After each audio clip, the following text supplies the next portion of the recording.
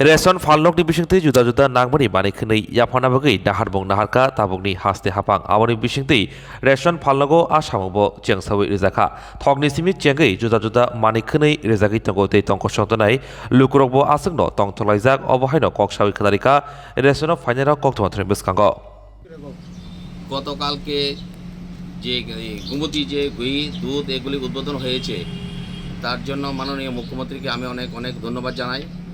সকাল থেকে আমার এখানেই দুধ ঘি তারপরে পনির এগুলির জন্য কীরকম ভিড় জমে আছে আপনারা দেখতে পাচ্ছেন, প্রচণ্ড ভিড় জমে আছে। তো তার জন্য আগরতলা শহরে অনেকগুলি রেশনারি দিয়েছে, যে মানে অনেক রেট কম, এগুলো মার্কেট থেকে অনেক রেট কম আছে।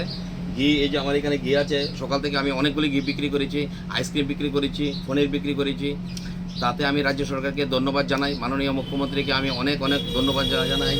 আগামী দিনে এরকম ধরনের রেশন শপে এরকম ধরনের জিনিস আমরা পাইনি এবং দেখিও নি। এখন এই রাজ্য সরকার আসার পরে এই যে এগুলি দিয়েছে, ভোক্তারা চাচ্ছে যে একটা রেশন শপ থেকে অনেক সবগুলি যেমন ক্রয় করতে পারে, তাতে ভোক্তাদের অনেক সুবিধা হচ্ছে। যেমন আমার এখানে চা পাতা, এখন নতুন সরকার আসার পরে চা পাতা দিচ্ছে, গরম মশলা, জিরা, ধন্যা, আপনারা সব কিছু দেখতে পাচ্ছেন। তারপরে এই আপনার ঘি আছে, পনির আছে, আইসক্রিম আছে, দুধ আছে, সব করে রেশন শপের মাধ্যমে ক্রয় করতে পারছে ভোক্তারা। সকাল থেকে আমার এখানেই প্রচণ্ড ভিড়, আপনি দেখতে পাচ্ছেন ভিড় জমে আছে। আমি তার জন্য মাননীয় মুখ্যমন্ত্রীকে অনেক অনেক ধন্যবাদ জানাই। আমাদের ফুড মিনিস্টার সুশান্ত চৌধুরী, ওনাকেও আমি অনেক ধন্যবাদ জানাই।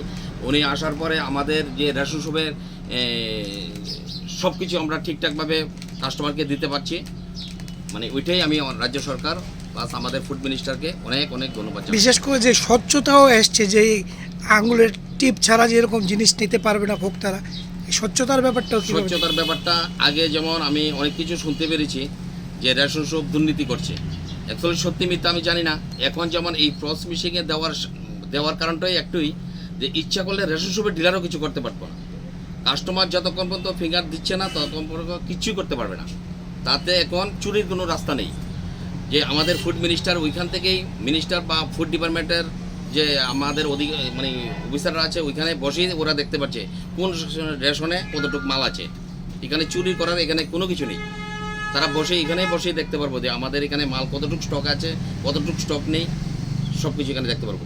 এই যে সিস্টেমটা করেছে, এতে আমরাও খুশি, কাস্টমারও খুশি, অফিসার যে যারা আছে ওরাও সব কিছু দেখতে পাচ্ছে, ওরাও খুশি যে ডিলার এখন ঠিকভাবে কাজ করছে।